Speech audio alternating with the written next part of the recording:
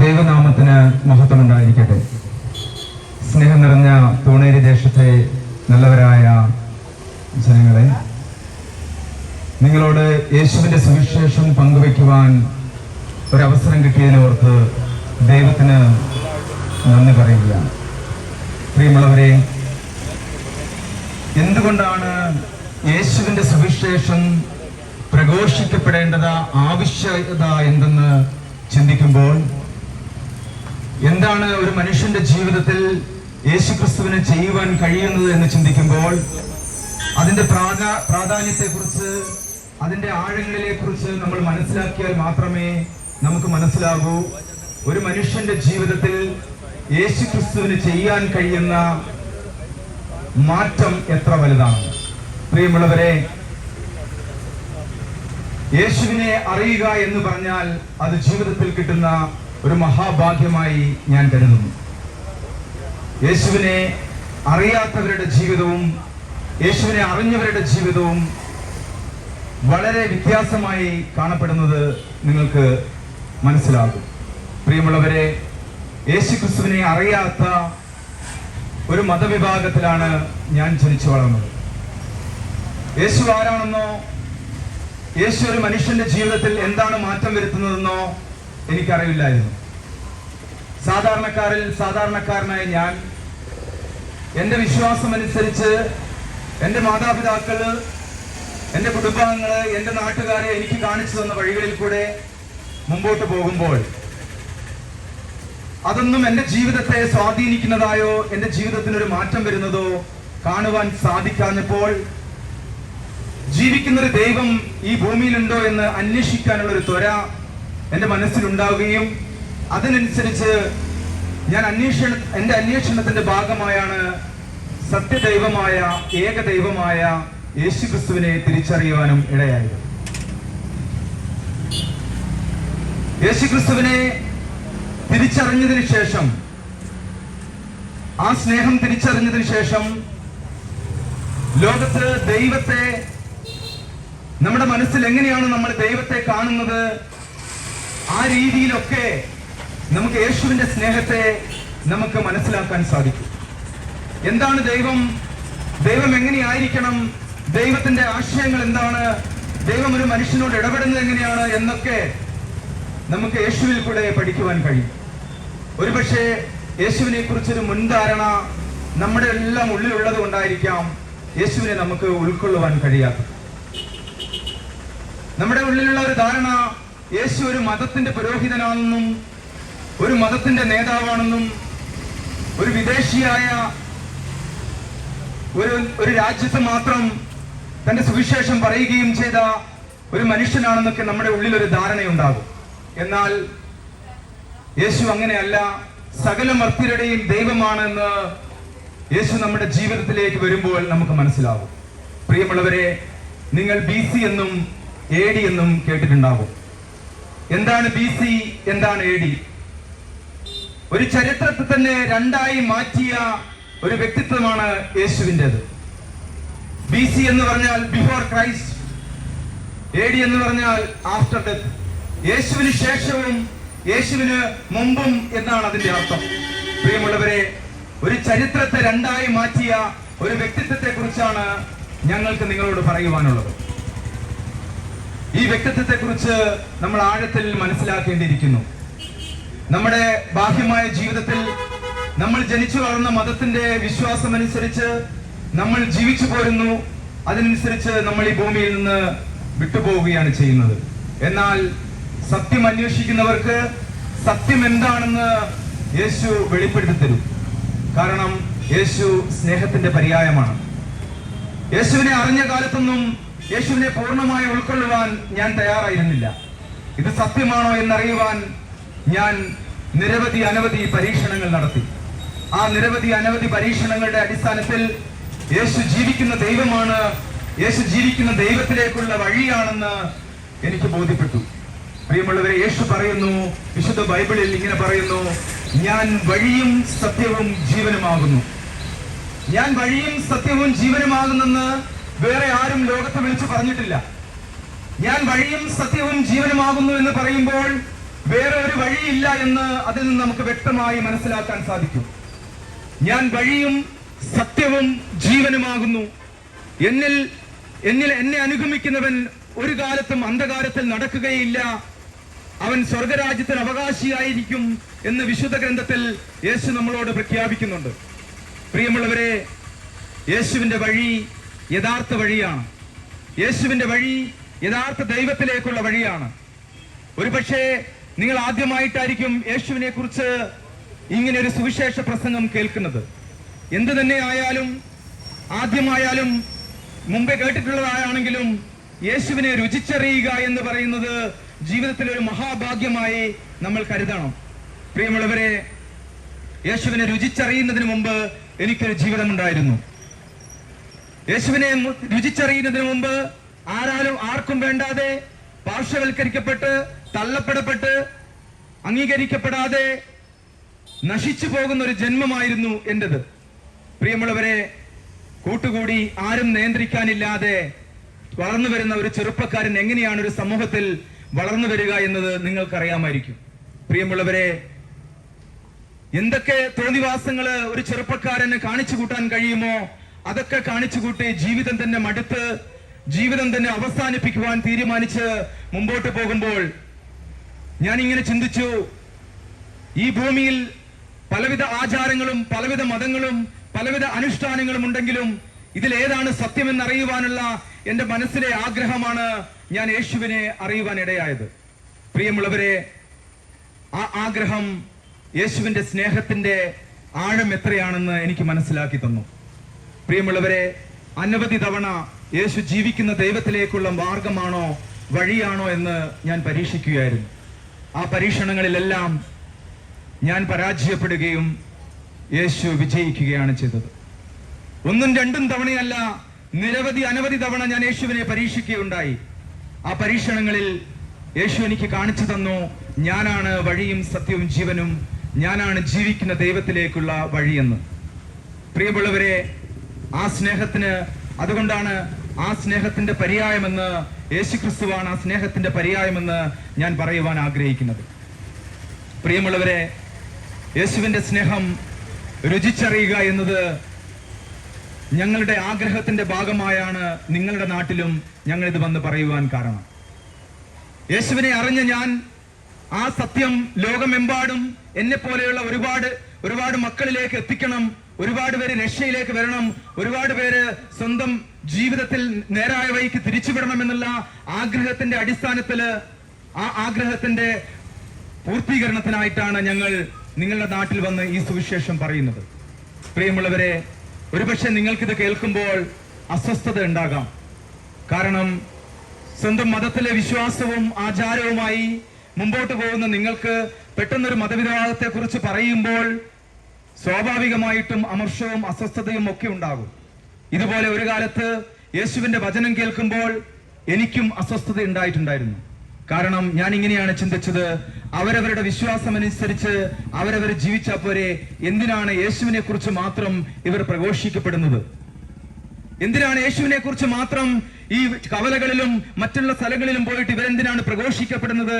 അവരവരുടെ വിശ്വാസമനുസരിച്ച് ജീവിച്ചാൽ പോരെ എന്നൊരു ചിന്ത എന്റെ മനസ്സിലും നിങ്ങളെപ്പോലെ തന്നെ എന്റെ മനസ്സിലും ഉണ്ടായിട്ടുണ്ട്. പ്രിയമുള്ളവരെ, ഇവർക്ക് വേറെ പണിയില്ലേ? ഇവർക്ക് വേറെ കാര്യങ്ങൾ പറയുവാനില്ലേ? എന്തൊക്കെ കാര്യങ്ങൾ ലോകത്ത് പറയുവാനുണ്ട് എന്നൊക്കെ ഞാൻ ചിന്തിച്ചിട്ടുണ്ടായിരുന്നു. ഒരു പക്ഷേ സാമ്പത്തികമായി ഉയരുന്ന ഒരു കാര്യത്തെക്കുറിച്ചാണ് ഞങ്ങൾ ഇവിടെ പറയുന്നതെങ്കിൽ, എങ്ങനെ സമ്പത്ത് ഉണ്ടാക്കാമെന്ന കാര്യത്തെക്കുറിച്ചാണ് ഞങ്ങൾ ഇവിടെ പറയുന്നതെങ്കിൽ ഇവിടെ ഒരു ജനക്കൂട്ടം തന്നെ തടിച്ചുകൂടിയിരിക്കാം. പക്ഷേ പണമുണ്ടാക്കുന്നതിനെ കുറിച്ചല്ല, സ്വന്തം ആത്മാവിനെ രക്ഷിക്കുന്നതിനെ കുറിച്ചാണ് ഞങ്ങൾക്ക് പറയുവാനുള്ളത്. യേശു വിശുദ്ധ ബൈബിളിൽ പറയുകയാണ്, ഒരുവൻ സർവ്വലോകവും നേടിയാലും സ്വന്തം ആത്മാവിനെ നഷ്ടപ്പെടുത്തിയാൽ അവൻ ആത്മാവിന് പകരം എന്തു കൊടുക്കും? പ്രിയമുള്ളവരെ, ഇതൊരു ചോദ്യമാണ്.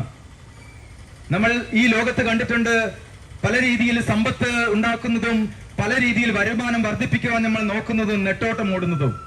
എന്നാൽ ഈ ഭൂമിയിൽ നിന്ന് നമ്മൾ പോകുമ്പോൾ യാതൊന്നും കൊണ്ടുപോകുന്നില്ല എന്നുള്ളതാണ് സത്യം. പ്രിയമുള്ളവരെ, നിങ്ങൾക്ക് അലക്സാണ്ടർ എന്ന ചക്രവർത്തിയെ കുറിച്ച് നിങ്ങൾ പഠിച്ചിട്ടുണ്ടാവും. അദ്ദേഹം ലോകം രാജ്യങ്ങൾ വെട്ടിപ്പിടിക്കുന്ന ഒരു രാജാവായിരുന്നു. എല്ലാ രാജ്യങ്ങളും വെട്ടിപ്പിടിച്ചതിന് ശേഷവും തനിക്ക് പിന്നെയും പിന്നെയും മറ്റുള്ള രാജ്യങ്ങളിലേക്ക് ആക്രമിച്ച് കീഴടക്കുവാൻ ആഗ്രഹം തോന്നിയതിന്റെ ഭാഗമായി പല രാജ്യവും കീഴടക്കി മുമ്പോട്ട് പോകുമ്പോൾ തന്റെ ജീവിതം അവസാനിക്കാനായി എന്ന ചിന്ത വന്നപ്പോൾ അദ്ദേഹത്തിന്റെ ചിന്തയിലേക്ക് ഇങ്ങനെ ഒരു ചിന്ത വന്നു: ഈ ലോകം മുഴുവൻ നേടിയാലും എനിക്കിത് കൊണ്ടുപോകാൻ കഴിയില്ല എന്നുള്ളൊരു സത്യം. അദ്ദേഹം തന്റെ അനുചരന്മാരോട് പറയുന്നത്, ഞാൻ മരിച്ച് എന്റെ ബോഡി കല്ലറയിലേക്ക് അല്ലെങ്കിൽ ശവക്കുഴിയിലേക്ക് കൊണ്ടുപോകുമ്പോൾ എന്റെ 2 കൈയും ശവമഞ്ചത്തിന്റെ പുറത്തേക്ക് ഇടണമെന്നാണ്. അദ്ദേഹം പറയാണ്, എന്റെ ഈ 2 കൈയും കാണുമ്പോൾ ജനങ്ങൾ മനസ്സിലാക്കട്ടെ, ഈ ലോകം മുഴുവൻ എല്ലാ രാജ്യങ്ങളും വെട്ടിപ്പിടിച്ച എനിക്ക് ഒന്നും കൊണ്ടുപോകുവാൻ കഴിയുന്നില്ല എന്ന സത്യം നമ്മളെ മനസ്സിലാക്കി തരുവാൻ വേണ്ടി അലക്സാണ്ടർ രാജാവ് അങ്ങനെ നമ്മളോടൊരു സത്യം വിളിച്ചു പറയുകയാണ്. പ്രിയമുള്ളവരെ, അതിനെത്രയോ നൂറ്റാണ്ടുകൾക്ക് മുമ്പ് തന്നെ വിശുദ്ധ ബൈബിളിൽ യേശുക്രിസ്തു പറയുകയാണ്, ഒരുവൻ സർവ്വലോകവും നേടിയാലും സ്വന്തം ആത്മാവിനെ നഷ്ടപ്പെടുത്തിയാൽ അവൻ എന്തു പകരം കൊടുക്കും? പ്രിയമുള്ളവരെ, നമ്മുടെ ആത്മാവിനെയാണ് ദൈവം ലക്ഷ്യം വെക്കുന്നത്. അതിന് നമ്മുടെ ജീവിതം മാറണം, നമ്മുടെ സ്വഭാവം മാറണം, നമ്മുടെ പെരുമാറ്റം മാറണം. അടിമുടി നമ്മൾ നന്മയിലേക്ക് തിരിയണം. നമുക്ക് നമ്മുടെ പണവും സമ്പാദ്യവും വെട്ടിപ്പിടിക്കുന്നതിനിടയിൽ നമുക്ക് ചിലപ്പോൾ ഇതെല്ലാം നഷ്ടപ്പെട്ടെന്ന് വരാം. പ്രിയമുള്ളവരെ, വിശുദ്ധ ബൈബിൾ പറയുകയാണ്, പിശാചിനെയും ദൈവത്തെയും നിങ്ങൾക്ക് ഒരുമിച്ച് ആരാധിക്കാൻ കഴിയുകയില്ല. പ്രിയമുള്ളവരെ, ഈ സ്നേഹം രുചിച്ചറിഞ്ഞാൽ നിങ്ങൾക്ക് സ്വന്തം ആത്മാവിനെ രക്ഷപ്പെടുത്തുവാൻ കഴിയും. പ്രിയമുള്ളവരെ, ലോകത്ത് അനവധി നേതാക്കൾ യേശുക്രിസ്തുവിനെ കുറിച്ച് ശക്തമായ ഭാഷയിൽ വ്യക്തമായ രീതിയിൽ എഴുതി വെക്കുകയും ലോകത്തോട് വിളിച്ചു പറയുകയും ചെയ്തിട്ടുണ്ട്. അതിൽ ഏറ്റവും പ്രധാനപ്പെട്ട ഒരു നേതാവായിരുന്നു ഭാരതത്തിലെ ഹൈന്ദവ മതാചാര്യനായ ശ്രീ സ്വാമി വിവേകാനന്ദൻ. ശ്രീ സ്വാമി വിവേകാനന്ദൻ തന്റെ സത്യാനന്ദ പർവം എന്ന പുസ്തകത്തിൽ ഇങ്ങനെ എഴുതി വെച്ചിരിക്കുകയാണ്, യേശുക്രിസ്തു ജീവിക്കുന്ന, അതായത് നസ്രത്തിലാണ് ഞാൻ ഇന്ന് ജീവിക്കുന്നതെങ്കിൽ എന്റെ ഹൃദയത്തിലെ രക്തം കൊണ്ട് ഞാൻ യേശുവിന്റെ കാല് കഴുകുമെന്ന്. എന്തുകൊണ്ടായിരിക്കും സ്വാമി വിവേകാനന്ദൻ ലോകത്തോട് അങ്ങനെ ഒരു സത്യം വിളിച്ചു പറഞ്ഞത്? പ്രിയമുള്ളവരെ, സ്വാമി വിവേകാനന്ദനെ ആകർഷിച്ച മറ്റൊരു ദൈവത്തിലേക്ക് അടുപ്പിക്കുന്ന മറ്റൊരു വിശ്വാസം ഇല്ല എന്നതാണ് അതിലുള്ള സത്യം. ദൈവത്തിലേക്ക് അടുക്കുന്നുണ്ടെങ്കിൽ, നിങ്ങൾക്ക് ദൈവത്തെ ആരാധിക്കണമെന്നുണ്ടെങ്കിൽ അതിന് ഏക മാർഗം അത് യേശുക്രിസ്തുവാണ് എന്ന് സ്വാമി വിവേകാനന്ദൻ ലോകത്തോട് വിളിച്ചു പറഞ്ഞു. അതിനുശേഷം മുതൽ അദ്ദേഹം ലോകത്തോട് വിളിച്ചു പറഞ്ഞു, ലോകത്തിന്റെ വിവിധ ഭാഗങ്ങളിൽ നിന്ന് ഭാരതത്തിന്റെ മുക്കിലും കോണിലേക്കും സുവിശേഷം, യേശുക്രിസ്തുവിന്റെ സുവിശേഷം പറയുവാൻ സുവിശേഷകരെ ഞാൻ ക്ഷണിക്കുന്നു എന്ന്. അങ്ങനെ ഭാരതത്തിലെ ഇരുട്ട് മാറട്ടെ എന്നും ഭാരതത്തിലെ എല്ലാ ജനങ്ങളും സത്യത്തെ അറിയട്ടെ എന്നും അദ്ദേഹം ലോകത്തോട് വിളിച്ചു പറഞ്ഞു. ഇതിൽ നിന്ന് നമുക്ക് മനസ്സിലാകാം യേശുക്രിസ്തുവിന്റെ സ്നേഹം എത്രത്തോളമാണ് സ്വാമി വിവേകാനന്ദനെ സ്പർശിച്ചതെന്ന്.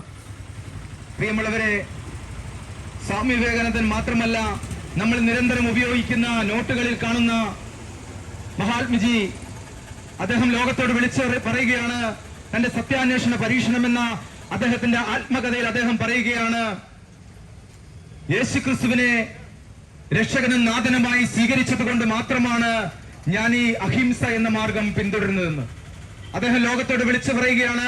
ഒരു കരണത്തെ അടിക്കുന്നവന് മറ്റേ കരണവും കാണിച്ചു കൊടുക്കണമെന്ന്. അത് ജീവിതത്തിൽ പ്രദർശിപ്പിക്കുകയും ജീവിതത്തിൽ കാണിച്ചു കൊടുക്കുകയും ഗാന്ധിജി ചെയ്തിട്ടുണ്ട്. നൂറ്റാണ്ടുകൾക്ക് മുമ്പേ യേശുക്രിസ്തു ലോകത്തോട് വിളിച്ചു പറയുകയാണ്, ഒരു കരണത്തടിക്കുന്നവന് മറ്റേ കരണം കാണിച്ചു കൊടുക്കണമെന്ന്. ആ യേശുക്രിസ്തുവിന്റെ വാക്കുകൾ കടമെടുത്തിട്ടാണ് ശ്രീ ഗാന്ധിജി നമ്മളോട് ഒരു കരണത്തടിക്കുമ്പോൾ മറ്റേ കരണം കാണിച്ചു കൊടുക്കണമെന്ന് പറഞ്ഞത്. അതുപോലെ തന്നെ അദ്ദേഹം ലോകത്തോട് പറഞ്ഞു, യേശുവിനെ രക്ഷകനും നാഥനുമായി സ്വീകരിക്കുക. യേശുവിന്റെ വഴി ശരിക്കും സത്യത്തിലേക്കും നീതിയിലേക്കും ഉള്ളതാണെന്ന് അദ്ദേഹത്തിന്റെ പുസ്തകത്തിൽ അദ്ദേഹം പരാമർശിക്കുന്നുണ്ട്. പ്രിയമുള്ളവരെ, അതുപോലെ തന്നെ നിങ്ങൾ നിരന്തരം ദിനപത്രം വായിക്കുന്നവരായിരിക്കും. മാതൃഭൂമി എന്ന പത്രത്തിന്റെ ഫൗണ്ടറായിട്ടുള്ള KP കേശവമേനോൻ അദ്ദേഹത്തിന്റെ ആത്മകഥയ്ക്ക് പേരിട്ടിരിക്കുന്നത് യേശുദേവൻ എന്നാണ്. എന്തുകൊണ്ടായിരിക്കും ശ്രീ കേശവമേനോൻ തന്റെ ആത്മകഥയ്ക്ക് യേശുദേവൻ എന്ന് പേരിട്ടിരിക്കുന്നത്? തന്റെ ജീവിതത്തെ ഇതുപോലെ ഒരു ആകർഷിച്ച വേറൊരു വ്യക്തിത്വമില്ല എന്ന് തന്റെ ആ പുസ്തകത്തിലൂടെ KP കേശവന് ലോകത്തോട് വിളിച്ചു പറയുന്നു. പ്രിയമുള്ളവരെ, അതുപോലെ തന്നെ ശ്രീ പെരുമ്പടവൻ ശ്രീധരൻ എന്ന് പറഞ്ഞ എഴുത്തുകാരൻ, സാഹിത്യകാരൻ ലോകത്തോട് വിളിച്ചു പറയുകയാണ്, യേശുവില്ലാതെ, ജീസസ് ഇല്ലാതെ എനിക്കൊരു ജീവിതമില്ല എന്ന്. പ്രിയമുള്ളവരെ, ഒരു ജീവിതത്തെ ആകർഷിക്കുമ്പോൾ, ഒരു ജീവിതത്തെ മാറ്റിമറിക്കുമ്പോൾ യാതൊരു മടിയും കൂടാതെ, യാതൊരു ലജ്ജയും കൂടാതെ, യാതൊരു പേടിയും കൂടാതെ ലോകത്തോട് വിളിച്ചു പറയുക എന്നത് പറഞ്ഞാൽ അത് സത്യമായി ലോകത്തോട് വിളിച്ചു പറയുക എന്ന് പറഞ്ഞാൽ അവരുടെ വ്യക്തിത്വമാണ് അതിൽ നിന്ന് വിളിച്ചോതുന്നത്. പ്രിയമുള്ളവരെ, എണ്ണിയാൽ തീരാത്ത നേതാക്കളും എണ്ണിയാൽ തീരാത്ത സിനിമാ നടീനടന്മാരും ഒക്കെ യേശുക്രിസ്തുവിൽ വിശ്വസിക്കുകയും അതനുസരിച്ച് ജീവിക്കുകയും ചെയ്യുന്നുണ്ട്. പ്രിയമുള്ളവരെ, യേശു ഒരു മതത്തിന്റെ നേതാവല്ല. യേശു വിശുദ്ധ ബൈബിളിൽ പറയുന്നത്, ഞാൻ സകല മർത്യരുടെയും ദൈവമാണ്, എനിക്ക് അസാധ്യമായി എന്തെങ്കിലും ഉണ്ടോ എന്ന് നിങ്ങൾ പരീക്ഷിച്ചറിയുമെന്നാണ്. പ്രിയമുള്ളവരെ, നേരത്തെ ഇവിടെ വചനം പറഞ്ഞവർ അസീസിന്റെ ഒരു സാക്ഷ്യമൊക്കെ പറയുന്നത് നിങ്ങൾ കേട്ടിട്ടുണ്ടാവും. അസീസിന്റെ മാത്രമല്ല സുഹൃത്തുക്കളെ, നിങ്ങൾ യൂട്യൂബ് തുറന്നു നോക്കി ജീസസ് ടെസ്റ്റിമണീസ് എന്ന് അടിച്ചു കഴിഞ്ഞാൽ നിങ്ങൾക്ക് കാണുവാൻ കഴിയും നിരവധിയായ സാക്ഷ്യങ്ങൾ ലോകത്തോട് വിളിച്ചു പറയുന്നവർ. പ്രിയമുള്ളവരെ, എന്തുകൊണ്ടായിരിക്കും അവരുടെ ജീവിതത്തിൽ യേശുക്രിസ്തു ഇടപെടുമ്പോൾ, ഒരു മനുഷ്യന്റെ ജീവിതത്തിൽ ഇടപെടുമ്പോൾ ആ മനുഷ്യനുണ്ടാകുന്ന മാറ്റം തിരിച്ചു പറയാൻ പറ്റാത്ത വിധത്തിലാണ്. പ്രിയമുള്ളവരെ, നിങ്ങളെല്ലാവരെയും ഞങ്ങൾ ഈ സ്നേഹത്തിലേക്ക് ഹാർദവുമായി സ്വാഗതം ചെയ്യുകയാണ്. പ്രിയമുള്ളവരെ, ഒരു ദേശത്തൊരു നല്ല ഡോക്ടർ ഉണ്ടെങ്കിൽ ആ ഡോക്ടറെ കുറിച്ച് നമ്മൾ അറിയുന്നത് എങ്ങനെയാണ്? അവിടെ പോയി ചികിത്സ നേടി രോഗം ഭേദമായാൽ അവർ നമ്മളോട് പറയും, ഇന്ന സ്ഥലത്ത് പോയി ചികിത്സിച്ചാൽ, ഇന്ന ഡോക്ടറെ കണ്ടു കഴിഞ്ഞാൽ നിങ്ങളുടെ രോഗം മാറുമെന്ന്. പ്രിയമുള്ളവരെ, അവരത് പറയുവാൻ അവരുടെ ജീവിതത്തിൽ അങ്ങനെ ഒരു അനുഭവം ഉണ്ടായത് കൊണ്ടാണ് അവർ മറ്റുള്ളവരോട് ആ സത്യം പറയുന്നത്. ആ സത്യം പറയുമ്പോൾ ആ ഡോക്ടറെ കണ്ടു കഴിഞ്ഞാൽ നിങ്ങളുടെ രോഗവും മാറണമെന്നുള്ള അവരുടെ ഹൃദയത്തിന്റെ ആ സ്നേഹം, ആ ആഗ്രഹമാണ് അവരത് പറയുവാൻ കാരണം. ഇതുപോലെ തന്നെയാണ് സഹോദരങ്ങളെ, എന്റെ ജീവിതത്തിൽ യേശു ഇടപെട്ട അനുഭവങ്ങൾ നിരവധിയാണ്. ആ അനുഭവങ്ങളുടെ വെളിച്ചത്തിൽ ആ സത്യം നിങ്ങളും അറിയണമെന്നുള്ള ആഗ്രഹത്തിന്റെ വെളിച്ചത്തിലാണ് തൂണേരി എന്ന ദേശത്ത് യേശുക്രിസ്തുവിനെ കുറിച്ച് പറയുവാനും പ്രസംഗിക്കുവാനും ഞങ്ങൾ വന്നിരിക്കുന്നത്. നിങ്ങൾക്കിത് വേണമെങ്കിൽ ഒരു ചെവിട് കൊണ്ട് കേട്ട് മറ്റേ ചെവിട് കൊണ്ട് തള്ളിക്കളയാം. തീരുമാനം നിങ്ങളുടേതാണ്. നിങ്ങൾ അനുഭവിക്കുന്ന വിഷമങ്ങൾ എന്തു തന്നെ ആയാലും അത് ചിലപ്പോൾ സമൂഹത്തിന് മാറ്റിത്തരാൻ കഴിയാത്തതാണെങ്കിൽ, വീട്ടുകാർക്ക് മാറ്റിത്തരാൻ കഴിയാത്തതാണെങ്കിൽ, ആർക്കും മാറ്റിത്തരാൻ കഴിയാത്തതാണെങ്കിൽ ഒരവസരം നിങ്ങൾ യേശുക്രിസ്തുവിന് കൊടുക്കണം. യേശുവിനെ നിങ്ങളുടെ ഹൃദയത്തിലേക്ക്, നിങ്ങളുടെ ജീവിതത്തിലേക്ക് ക്ഷണിച്ചാൽ മാത്രമേ യേശു നിങ്ങളുടെ ജീവിതത്തിലേക്ക് കടന്നു വരികയുള്ളൂ. അല്ലാതെ യേശു നിങ്ങളുടെ ജീവിതത്തിലേക്ക് കടന്നു വരികയില്ല. എങ്ങനെ ജീവിക്കണമെന്ന് നമുക്ക് തീരുമാനിക്കാം.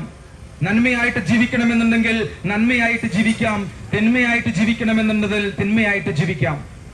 അത് നമ്മുടെ ഓപ്ഷനാണ്. പ്രിയമുള്ളവരെ, ആ തീരുമാനം എടുക്കുവാൻ നിങ്ങളെ ദൈവം സഹായിക്കട്ടെ എന്ന് ഞാൻ പ്രാർത്ഥിക്കുകയാണ്. പ്രിയമുള്ളവരെ, ഈ സ്നേഹ സുവിശേഷം ലോകത്തിന്റെ അറ്റത്തോളം പറയുവാനാണ് ഞങ്ങൾ ആഗ്രഹിക്കുന്നത്. ഇന്ന് ലോകം തുടങ്ങി അന്ന് മുതൽ യേശുക്രിസ്തുവിൽ വിശ്വസിക്കുന്നവരെ, യേശുക്രിസ്തുവിന്റെ സുവിശേഷം പറയുന്നവരെ ഒതുക്കുവാനും അടിക്കുവാനും ഇല്ലായ്മ ചെയ്യുവാനും അന്ന് മുതൽ ഇന്നു മുതലേ ഒരു കൂട്ടം ആൾക്കാർ തയ്യാറായി മുമ്പോട്ട് വരുന്നുണ്ട്. അവരെന്തിനു വേണ്ടിയാണ് അങ്ങനെ ചെയ്യുന്നതെന്ന് അവർക്ക് തന്നെ അറിയത്തില്ല. പ്രിയമുള്ളവരെ, യേശുക്രിസ്തുവിനെ ക്രൂശിൽ കൊല്ലുവാൻ വേണ്ടി ക്രൂശിൽ തറച്ച നേരത്തും യേശുവിനെ വധിക്കുന്ന ആൾക്കാരോട് യേശു പിതാവിനോട് പ്രാർത്ഥിക്കുന്നുണ്ട്, ഇവർ ചെയ്യുന്നത് എന്തെന്ന് ഇവർ അറിയുന്നില്ല, ഇവരോട് ക്ഷമിക്കണമേ എന്ന്. അതാണ് ഞാൻ പറഞ്ഞത്, യേശുക്രിസ്തു സ്നേഹത്തിന്റെ പര്യായമാണെന്ന്. ഒരാളെ കൊല്ലാൻ നോക്കുമ്പോൾ, ക്രൂശിൽ കിടന്ന് മരിക്കുമ്പോൾ അദ്ദേഹം ദൈവത്തോട് പ്രാർത്ഥിക്കുകയാണ്, ഇവർ ചെയ്യുന്നത് എന്തെന്ന് ഇവർക്ക് അറിയുന്നില്ല, ഇവരോട് ക്ഷമിക്കണമേ എന്ന്. അതാണ് സ്നേഹം. പ്രിയമുള്ളവരെ, ആ സ്നേഹത്തെ കുറിച്ചാണ് ഞങ്ങൾക്ക് നിങ്ങളോട് പറയുവാനുള്ളത്. യേശുക്രിസ്തുവിനെ ക്രൂശിച്ച അന്ന് ഇസ്രായേൽ ദേശത്ത് സാബത്ത് എന്ന ആചാരം കൊണ്ടാടുന്ന ഒരു ദിവസമായിരുന്നു. പ്രിയമുള്ളവരെ, അന്ന് യേശുക്രിസ്തു മരിക്കണമെന്ന് 12 മണിക്ക് മരിക്കണമെന്നുള്ളത് അവരുടെ നിയമത്തിന്റെ ആചാരത്തിന്റെ ഒരു ഭാഗമായിരുന്നു. കാരണം സാബത്ത് ദിവസം 12 മണിക്ക് ശേഷം മരിച്ചു കഴിഞ്ഞാൽ അവരുടെ ശാപത്തിന് ആചാരത്തിന് അത് ശാപമായി ഇസ്രായേൽ ദേശക്കാര് വിശ്വസിച്ചിരുന്നു. പ്രിയമുള്ളവരെ, യേശുക്രിസ്തു മരിച്ചോ എന്നറിയാൻ വേണ്ടി അദ്ദേഹത്തിന്റെ നെഞ്ചിലേക്ക് ഒരു കണ്ണ് കാണാത്ത ഒരു ഭടൻ തന്റെ കയ്യിലുള്ള ആയുധം കൊണ്ട്, കുന്തം കൊണ്ട് ശക്തിയായി കുത്തുന്നുണ്ട്. ആ നെഞ്ചിലേക്ക് ആ കുന്തം ആഴ്ന്നിറങ്ങിയപ്പോൾ അവസാന തുള്ളി രക്തവും വറ്റിത്തീർന്ന ആ നെഞ്ചിൽ നിന്ന് ഒരു തുള്ളി വെള്ളവും രക്തവും കൂടി ആ ഒരു കണ്ണ് കാണാത്ത ഭടന്റെ കണ്ണിലേക്ക് തെറിക്കുകയും ആ ഓൺ ദി സ്പോട്ടിൽ അദ്ദേഹത്തിന് കാഴ്ച ലഭിക്കുകയും ചെയ്യുന്നുണ്ട്. ആ ഓൺ ദി സ്പോട്ടിൽ ആ ഭടൻ ആ ക്രൂശിന്റെ മുമ്പിൽ മുട്ടുകുത്തിയിട്ട് പറഞ്ഞു, സത്യമായിട്ടും നീ ദൈവത്തിന്റെ പുത്രനാണെന്ന്. പ്രിയമുള്ളവരെ, അതിൽ നിന്ന് നമുക്ക് എന്ത് മനസ്സിലാക്കാം? അവസാനത്തുള്ള രക്തം വരെ, അവസാനത്തുള്ള വെള്ളം വരെ ശത്രുവിനെ സ്നേഹിക്കാൻ ഉപയോഗിക്കുന്ന ഒരു സ്നേഹം, ഇങ്ങനെ ഒരു സ്നേഹം ലോകത്ത് നിങ്ങൾക്ക് കാണിച്ചു തരുവാൻ പറ്റുമോ? ഞാൻ അന്വേഷിച്ചു പ്രിയമുള്ളവരെ, ഇതിന് പകരം വെക്കാൻ ഒരു സ്നേഹം ലോകത്ത് ഞാൻ കണ്ടെത്തിയിട്ടില്ല. നിങ്ങൾക്ക് ആർക്കും തന്നെ യേശുക്രിസ്തുവിന്റെ സ്നേഹത്തിന് പകരം വേറൊരു സ്നേഹത്തെ കാണിച്ചു തരുവാൻ നിങ്ങൾക്ക് കഴിയുകയില്ല. കാരണം അതിന് പകരം വെക്കാൻ ഒരു സ്നേഹം ഭൂമിയിൽ വന്നിട്ടില്ല. സകല മർത്യരുടെയും ദൈവമായ യേശുക്രിസ്തു നിങ്ങളെയും എന്നെയും ഹാർദവുമായി ക്ഷണിക്കുകയാണ് ആ സ്നേഹത്തിലേക്ക്. ആ സ്നേഹത്തിലേക്ക് നമ്മളെ വിട്ടുകൊടുത്തു കഴിഞ്ഞാൽ നിങ്ങളുടെ മാനസികവും ശാരീരികവും സാമ്പത്തികവും ഏത് ഭൗതിക പ്രശ്നമായിക്കൊള്ളട്ടെ, ആ പ്രശ്നങ്ങളിലേക്ക് ആ സ്നേഹം കടന്നു വരും. നിങ്ങൾ എവിടെ ആയിക്കൊള്ളട്ടെ, അത് പള്ളിയിൽ പോകണമെന്നോ നേർച്ച കാഴ്ചകൾ അർപ്പിക്കണമോ എന്നൊന്നുമില്ല. നിങ്ങളിരിക്കുന്ന സ്വസ്ഥമായി നിങ്ങളിരിക്കുന്ന സ്ഥലത്ത് നിങ്ങൾ എവിടെയായാലും നിങ്ങൾ മനസ്സുകൊണ്ട് യേശുവിനോട് പ്രാർത്ഥിക്കണം. യേശുവേ, ഞങ്ങൾ ഇന്ന് തോണേരിയിൽ നിന്നെക്കുറിച്ച് പറയുന്നത് കേട്ടു. നീ ജീവിക്കുന്ന ദൈവമാണെങ്കിൽ എന്റെ ജീവിത പ്രശ്നങ്ങളിലേക്ക്, എന്റെ ഇന്ന പ്രശ്നങ്ങളിലേക്ക് നീ കടന്നു വരികയാണെങ്കിൽ ഞാൻ നിന്നിൽ വിശ്വസിക്കാമെന്ന് നിങ്ങൾ മനസ്സുകൊണ്ട് പറയുകയും നാവ് കൊണ്ട് ഏറ്റു പറയുകയും ചെയ്താൽ ആ ഓൺ ദി സ്പോട്ടിൽ നിങ്ങളുടെ ജീവിതത്തിലേക്ക് യേശുവിന്റെ സ്നേഹം കടന്നു വരുന്നത് രുചിച്ചറിയാൻ നിങ്ങൾക്ക് കഴിയും. ദിവസങ്ങൾ കൊണ്ട് നിങ്ങളുടെ ആർക്കും അഴിക്കാൻ പറ്റാത്ത പ്രശ്നം, ആർക്കും തീർക്കാൻ പറ്റാത്ത പ്രശ്നം, ആ പ്രശ്നങ്ങൾക്ക് പരിഹാരമായി, സ്നേഹമായി, സാന്ത്വനമായി നിങ്ങളുടെ ജീവിതത്തിലേക്ക് യേശു വരുന്നത് നിങ്ങൾക്ക് ദർശിക്കാൻ സാധിക്കും. അത് അനുഭവിച്ചത് കൊണ്ട് മാത്രമാണ് ഈ സത്യം ലോകം എങ്ങും അറിയപ്പെടണമെന്നുള്ള ആഗ്രഹം കൊണ്ടാണ്, അതെന്റെ ഉത്തരവാദിത്തമായത് കൊണ്ട് മാത്രമാണ് നിങ്ങളുടെ ദേശത്ത് വന്ന് ഈ സ്നേഹത്തെക്കുറിച്ച് പറയുന്നത്. അതുകൊണ്ട് സ്നേഹിതരെ, ഈ സ്നേഹത്തെക്കുറിച്ച് പറയുമ്പോൾ നിങ്ങളുടെ ഉള്ളിൽ യാതൊരുവിധ അമർഷമോ വെറുപ്പോ അസ്വസ്ഥതയോ ഉണ്ടാകേണ്ട ആവശ്യമില്ല. ഈ സ്നേഹത്തെക്കുറിച്ച് ഞങ്ങൾ പറയുന്നത് ആ സ്നേഹം പൂർണ്ണമായി ഉൾക്കൊണ്ടുകൊണ്ട് മാത്രമാണ്. ഈ സ്നേഹം ഒരു മതത്തിലേക്ക് ആൾക്കാരെ ചേർക്കാനോ ഒരു വിഭാഗത്തിലേക്ക് ആൾക്കാരെ കൂട്ടാനോ ഒന്നുമല്ല. ഇത് പറയുന്നത് കൊണ്ട് ഞങ്ങൾക്ക് പ്രത്യേകിച്ച് ലാഭം ഒന്നും തന്നെ ഇല്ല. പക്ഷേ ഞങ്ങളുടെ ജീവിതത്തിൽ സമാധാനവും സന്തോഷവും ഞങ്ങൾ അനുഭവിക്കും. കാരണം യേശു പറഞ്ഞിരിക്കുന്നു, ലോകമെങ്ങും പോയി എന്റെ സത്യവചനം സുവിശേഷം പ്രഘോഷിക്കപ്പെടണമെന്ന്. അത് ലോകാവസാനത്തിന് മുമ്പേ ലോകത്തിന്റെ അറ്റത്തോളം സുവിശേഷം പ്രസംഗിക്കപ്പെടുമെന്ന് വിശുദ്ധ ഗ്രന്ഥത്തിൽ പറയുന്നുണ്ട്. സുഹൃത്തുക്കളെ, ഇന്ന് ജാതിയും മതവും വർണ്ണവും വർഗവും ഒന്നും നോക്കാതെ യേശുവിനെ രുചിച്ചറിയുന്നവർ അനവധിയാണ്. യേശുവിനെ രുചിച്ചറിയുമ്പോൾ ചിലപ്പോൾ നിങ്ങൾ യേശുക്രിസ്തുവിൽ ജീവിക്കുന്ന ഒരു മതവിഭാഗത്തിലേക്ക് നോക്കുന്നുണ്ടെങ്കിൽ നിങ്ങൾക്ക് ചിലപ്പോൾ യേശുക്രിസ്തുവിനെ ഉൾക്കൊള്ളുവാൻ കഴിയില്ല. അത് സാധാരണ മനുഷ്യരാണ്. അവർക്ക് ചിലപ്പോൾ അതിന്റെ പ്രാധാന്യത്തെ എത്രത്തോളം എന്ന് മനസ്സിലാക്കാത്തത് നമ്മൾ ജീവിക്കുന്ന മതത്തിലും നമ്മുടെ വിശ്വാസത്തിന്റെ പ്രാധാന്യം നമുക്ക് മനസ്സിലാകാത്ത പോലെ അവരെ നോക്കുമ്പോൾ നമുക്ക് യേശുക്രിസ്തുവിനെ ചിലപ്പോൾ ഉൾക്കൊള്ളുവാൻ കഴിഞ്ഞില്ലെന്ന് വരും. വ്യക്തികളെ നോക്കിയാൽ യേശുക്രിസ്തുവിനെ നമുക്ക് ഉൾക്കൊള്ളുവാൻ കഴിയില്ല.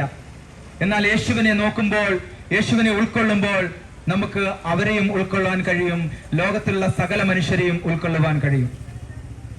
യേശു നമ്മളോട് പറയുന്നത് എല്ലാവരെയും സ്നേഹിക്കണമെന്നാണ്.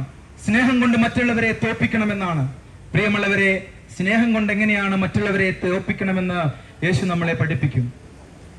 സ്നേഹമുള്ളവരെ, യേശു ഒരു കരണത്തടിച്ചു കഴിഞ്ഞാൽ മറ്റേ കരണം കാണിച്ചു കൊടുക്കുന്നു പറയുകയുമല്ല, ജീവിതത്തിൽ അത് പ്രാവർത്തികമാക്കുകയും പ്രകടിപ്പിച്ച് കാണിക്കുകയും ചെയ്തു എന്നുള്ളതാണ് സത്യം. പ്രിയമുള്ളവരെ, നമ്മൾ ചിലപ്പോൾ തൊട്ടടുത്തുള്ള സഹോദരനെയും സുഹൃത്തുക്കളെയും തൊട്ടടുത്തുള്ള അയൽവാസികളോടൊക്കെ വെറുപ്പും ദേഷ്യത്തോടെയും അവനെ എങ്ങനെ ഇല്ലായ്മ ചെയ്യുക, അവനെ എങ്ങനെ നാശം വരാമെന്ന് ചിന്തിച്ച് നടക്കുകയും നമ്മളെ ദ്രോഹിക്കുന്നവരെയൊക്കെ നമുക്ക് എങ്ങനെ ഇല്ലായ്മ ചെയ്യുവാൻ കഴിയുമെന്നും ചിന്തിച്ച് നടക്കുന്ന ഒരു വിഭാഗത്തിൽപ്പെട്ടവരായിരിക്കാം. എന്റെ പൂർവ്വകാലത്ത് അങ്ങനെ ഉണ്ടായിരുന്നു. എന്നാൽ യേശു വിശുദ്ധ ഗ്രന്ഥത്തിൽ കൂടി പറയുകയാണ്, കാണപ്പെടുന്ന ദൈവത്തെ, കാണപ്പെടുന്ന സഹോദരനെ സ്നേഹിക്കാൻ കഴിയാത്തവന് കാണപ്പെടാത്ത ദൈവത്തെ എങ്ങനെ സ്നേഹിക്കാൻ കഴിയും? സത്യമല്ലേ സഹോദരങ്ങളെ? കാണപ്പെടാത്ത ദൈവത്തെ, നമ്മൾ ആരും ദൈവത്തെ കണ്ടിട്ടില്ല. ആ ദൈവത്തെ, കാണപ്പെടാത്ത ദൈവത്തെ, കാണപ്പെടുന്ന സ്വന്തം സഹോദരനെ സ്നേഹിക്കാത്ത ഒരുവൻ എങ്ങനെയാണ് കാണപ്പെടാത്ത ദൈവത്തെ സ്നേഹിക്കാൻ കഴിയുക? അപ്പോൾ നമ്മൾ കാണിച്ചു കൂട്ടുന്ന ആചാരങ്ങളും അനുഷ്ഠാനങ്ങളും നമുക്ക് തൽക്കാലം സന്തോഷങ്ങൾ തരുന്നുണ്ടെങ്കിലും നമ്മൾ കാണിച്ചു കൂട്ടുന്നത് വെറും കഥയറിയാതെ ആട്ടം കാണുന്നവരെ പോലെ നമ്മൾ എന്തൊക്കെയോ കാണിച്ചു കൂട്ടുന്നു എന്നല്ലാതെ നമ്മൾ സത്യത്തിലേക്ക് അടുക്കുന്നുണ്ടോ, ദൈവത്തിലേക്ക് അടുക്കുന്നുണ്ടോ എന്ന് ചിന്തിക്കേണ്ടത് വളരെ അത്യാവശ്യമാണ്. പ്രിയമുള്ളവരെ, ആചാരങ്ങളിലും അനുഷ്ഠാനങ്ങളിലുമല്ല, കാണപ്പെടുന്ന സ്വന്തം സഹോദരനെ സ്നേഹിക്കുക എന്നതാണ് അടിസ്ഥാന ദൈവത്തിന്റെ സത്യം. പ്രിയമുള്ളവരെ, ആ സത്യത്തിലേക്കാണ് നിങ്ങളെ ഞങ്ങൾ ക്ഷണിക്കുന്നത്. പ്രിയമുള്ളവരെ, ഇന്ന് ലോകമെങ്ങും പണത്തിന് വേണ്ടിയുള്ള നെട്ടോട്ടമാണ്. പണം നേടി കുറച്ചു കാലം കഴിയുമ്പോഴേക്കും അവൻ ഈ ലോകം വിട്ടു മാറുകയാണ്. എങ്ങോട്ടാണ്? എല്ലാവരും നമ്മളൊക്കെ പറയാറുണ്ട് മരിച്ചുപോയി എന്ന്. മരിച്ചുപോയി എന്ന് പറയുമ്പോൾ എങ്ങോട്ട് പോയി എന്നാണ് അർത്ഥം. എങ്ങോട്ടാണ് പോകുന്നത് എന്ന് നമ്മൾ ചിന്തിക്കണം. എല്ലാ മതവിഭാഗങ്ങളിലും സ്വർഗത്തെക്കുറിച്ചും നരകത്തെക്കുറിച്ചൊക്കെ വ്യക്തമായി പറയുന്നുണ്ട്. പ്രിയമുള്ളവരെ, നമ്മൾ സ്വർഗത്തിലേക്ക് പോകാനാണ് ഏവരും ആഗ്രഹിക്കുന്നത്. പ്രിയമുള്ളവരെ, ആ സ്വർഗരാജ്യം നമുക്ക് കാണണമെന്നുണ്ടെങ്കിൽ നമ്മൾ ഈ ഭൂമിയിൽ നമുക്ക് തന്ന ജീവിതം നന്മയായി ജീവിക്കുവാൻ നമ്മൾ പഠിക്കേണ്ടതുണ്ട്. ആ നന്മ പൂർണ്ണമായി നമ്മൾ മനസ്സിലാക്കണമെന്നുണ്ടെങ്കിൽ, നമ്മളെ ശരിയായ നന്മയിലേക്ക്, സത്യത്തിലേക്ക് നമ്മളെ വഴി നടത്തണമെന്നുണ്ടെങ്കിൽ അത് യേശുവിനല്ലാതെ മറ്റൊരു സ്നേഹത്തിനും കഴിയുകയില്ല എന്നുള്ളതാണ് സത്യം. മറ്റുള്ള എല്ലാ സ്നേഹങ്ങളും അതിർവരമ്പുകളുണ്ട്, എന്നാൽ യേശുവിന്റെ സ്നേഹത്തിന് അതിർവരമ്പുകളില്ല. യേശു വിശുദ്ധ ഗ്രന്ഥത്തിൽ പറയുകയാണ്, പെറ്റമ്മ മറന്നാലും ഒരു കുഞ്ഞിനെ സ്വന്തം അമ്മ മറക്കാൻ കഴിയുമോ? എന്നാൽ പെറ്റമ്മ മറന്നാലും ഞാൻ നിന്നെ മറക്കുകയില്ല എന്നാണ് യേശുവിന്റെ വാഗ്ദാനം. പ്രിയമുള്ളവരെ, ആ സ്നേഹം നമ്മൾ രുചിച്ചറിയേണ്ടിയിരിക്കുന്നു. ഒരു പ്രാവശ്യമെങ്കിലും യേശുവിനെ കുറിച്ച് പ്രതിപാദിക്കുന്ന വിശുദ്ധ ഗ്രന്ഥം, വിശുദ്ധ ബൈബിൾ നിങ്ങൾ വായിക്കുവാൻ തയ്യാറാകണം. ആ വിശുദ്ധ ഗ്രന്ഥം വായിക്കുമ്പോൾ നമുക്ക് മനസ്സിലാകും യേശുവിന്റെ സ്നേഹത്തോളം എത്രത്തോളം ആഴത്തിലുള്ളതാണെന്ന്. സ്നേഹമുള്ളവരെ, ഇസ്രായേലിൽ കടുത്ത നിയമമുള്ള ഒരു കാലത്താണ് യേശു ക്രിസ്തു ജനിക്കുന്നത്. പ്രിയമുള്ളവരെ, അന്ന് വ്യഭിചാരത്തിൽ പിടിക്കപ്പെടുന്ന സ്ത്രീകളെ കല്ലെറിഞ്ഞ് കൊല്ലണമെന്നാണ് നിയമം. ഇന്ന് നമ്മുടെ നാട്ടിലും വ്യഭിചാരം ചെയ്ത് ജീവിക്കുന്ന ഒരുപാട് ആൾക്കാരുണ്ടാകാം. എന്നാൽ അങ്ങനെ വധിക്കപ്പെടണമെന്നോ അങ്ങനെയൊന്ന് കൊല്ലണമെന്നൊന്നും നമ്മുടെ നാട്ടിൽ നിയമമില്ല. എന്നാൽ അന്നത്തെ കാലത്ത് വ്യഭിചാരത്തിൽ പിടിക്കപ്പെട്ടാൽ ആ സ്ത്രീയെ കല്ലെറിഞ്ഞ് കൊല്ലണമെന്നാണ് അന്നത്തെ നിയമം. യേശുവിനെ പരീക്ഷിക്കുവാൻ വേണ്ടി അന്നത്തെ ന്യായാധിപന്മാരും അന്നത്തെ പരീക്ഷന്മാരെല്ലാം യേശു ക്രിസ്തുവിന്റെ മുമ്പിൽ ഒരു സ്ത്രീയെ, വ്യഭിചാരത്തിൽ പിടിക്കപ്പെട്ട ഒരു സ്ത്രീയെ ഹാജരാക്കി. യേശുവിനോട് ചോദിച്ചു, നിയമം ഇങ്ങനെ പറയുന്നു, വ്യഭിചാരത്തിൽ പിടിക്കപ്പെട്ടാൽ കല്ലെറിഞ്ഞു കൊല്ലണമെന്ന്. യേശുവിന്റെ മനസ്സറിയുവാൻ വേണ്ടി, സുവിശേഷം സത്യം ലോകത്തോട് വിളിച്ചു പറയുന്ന യേശുവിന്റെ മനസ്സറിയുവാൻ വേണ്ടി അവർ യേശു ക്രിസ്തുവിനോട് ചോദിച്ചു, ഈ സ്ത്രീയെ എന്തു ചെയ്യണമെന്നാണ് നീ പറയുന്നത്? യേശു ക്രിസ്തു ഒന്നും പറഞ്ഞില്ല.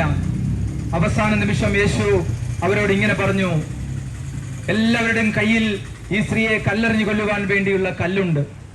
യേശു അവരോട് ഇങ്ങനെയാണ് പറഞ്ഞത്, നിങ്ങളിൽ പാപം ചെയ്യാത്തവർ ഇവളെ കല്ലെറിയട്ടെ.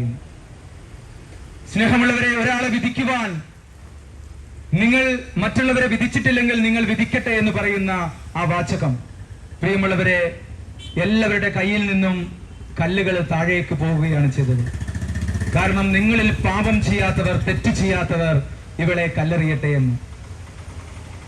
യേശു കുറെ സമയം കഴിഞ്ഞ് തലയുയർത്തി നോക്കുമ്പോൾ ഈ സ്ത്രീയുടെ ചുറ്റും ആരെയും കാണാത്തപ്പോൾ യേശു സ്ത്രീയോട് ചോദിക്കുകയാണ്, സ്ത്രീയെ, ആരും നിന്നെ വിധിച്ചിട്ടില്ലേ?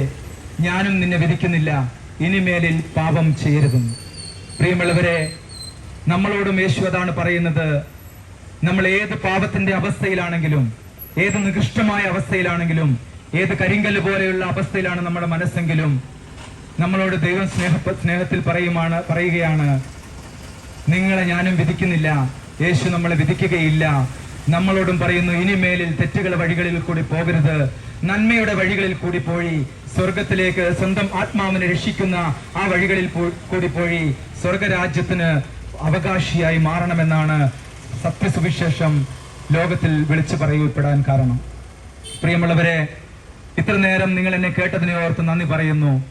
കാരണം ഈ സുവിശേഷം നിങ്ങളുടെ ആരുടെയെങ്കിലും ഹൃദയത്തിൽ സ്പർശിച്ചിട്ടുണ്ടെങ്കിൽ, ഈ സത്യം നിങ്ങളുടെ ആരുടെയെങ്കിലും ഹൃദയത്തിൽ സ്പർശിച്ചിട്ടുണ്ടെങ്കിൽ, നിങ്ങൾക്ക് പൂർണ്ണമായി ഞാൻ ഗ്യാരണ്ടി തരുന്നു, ഏത് വിധത്തിൽ വേണമെങ്കിലും ഞാൻ ഗ്യാരണ്ടി തരുന്നു, എന്റെ ജീവിതത്തെ മാറ്റിമറിച്ച ദൈവത്തിന് നിങ്ങളുടെ ജീവിതത്തെയും മാറ്റിമറിക്കാൻ കഴിയുമെന്ന് പൂർണ്ണമായി ഞാൻ വിശ്വസിക്കുന്നു. അത് ഞാൻ നിങ്ങളോട് ഏറ്റുപറയുകയും ചെയ്യുന്നു. പ്രിയമുള്ളവരെ, നിങ്ങൾ ഒരു പ്രാവശ്യമെങ്കിലും ഈ സത്യസുവിശേഷം വായിക്കുവാൻ ഇടയാകണം. ഞങ്ങളുടെ കയ്യിൽ കുറച്ച് വിശുദ്ധ ബൈബിളിന്റെ കോപ്പികളുണ്ട്. തികച്ചും സൗജന്യമായി നിങ്ങൾ വന്നു കഴിഞ്ഞാൽ നിങ്ങൾക്കത് തരുവാൻ ഞങ്ങൾ തയ്യാറാണ്. പ്രിയമുള്ളവരെ, ഇത്രയും നേരം ഈ തൂണേരിയിലെ നിവാസികളായ നിങ്ങളോട് ഞാൻ നന്ദി പറയുകയാണ്. കാരണം ഇത്ര നേരം എന്നെ ക്ഷമയോടെ കേൾക്കുകയും അത് ഹൃദയത്തിൽ സംക്രമിക്കുകയും ചെയ്ത നിങ്ങളെല്ലാവരോടും യേശുക്രിസ്തുവിന്റെ നാമത്തിൽ നന്ദി പറയുന്നു. യേശുവേ നന്ദി, യേശുവേ സ്തുതി, യേശുവേ ആരാധന.